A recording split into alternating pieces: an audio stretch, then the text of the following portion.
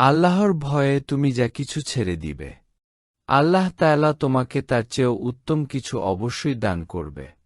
যখন পৃথিবীর কেউ আপনাকে বুঝতে চেষ্টা করে না, তখন এতটুকু মনে রাখুন আল্লাহ আপনাকে বুঝে। এমন কারো সঙ্গী হন যে আপনাকে আল্লাহর কথা স্মরণ করিয়ে দেয়। আল্লাহর কাছে আপনি প্রার্থনা করা বন্ধ করে দিলে তিনি রাগান্বিত হন না। অথচ আদম সন্তানের কাছে কিছু প্রার্থনা করলে সে রেগে যায়। আপনার দুর্বলতাকে শক্তিতে পরিণত করার ক্ষমতা একমাত্র আল্লাহ তাআলাই রাখেন। তাই তার কাছেই প্রার্থনা করু। যে ব্যক্তি মানুষকে দয়া করে না, আল্লাহ তাআলা তাহার উপর রহমত বর্ষণ করে না।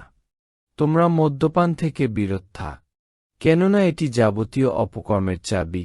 কেউ আপনার থেকে দূরে চলে যাওয়াতে অধিক চিন্তিত হবেন না, কারণ তা আল্লাহরই পরিকল্পনা ছিল।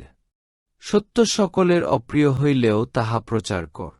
যে নিজের মর্যাদা বোঝে না, অন্যরাও তার মর্যাদা দেয় না। বড়দের সম্মান করলে ছোটরাও তোমাকে সম্মান করবে। নিশ্চয়ই যে ব্যক্তি একাই একটি শহর দখল করে ফেলে, তার চেয়েও শক্তিশালী সেই ব্যক্তি যে নিজের কামনাকে জয় করে। কখনো কখনো আল্লাহ তাআলা আমাদের ভোগান্তিতে ফেলেন শুধু এজন্যই যে আমরা যেন তাকে স্মরণ করি। ভিডিওটি ভালো লাগলে সাবস্ক্রাইব করতে ভুলবেন না।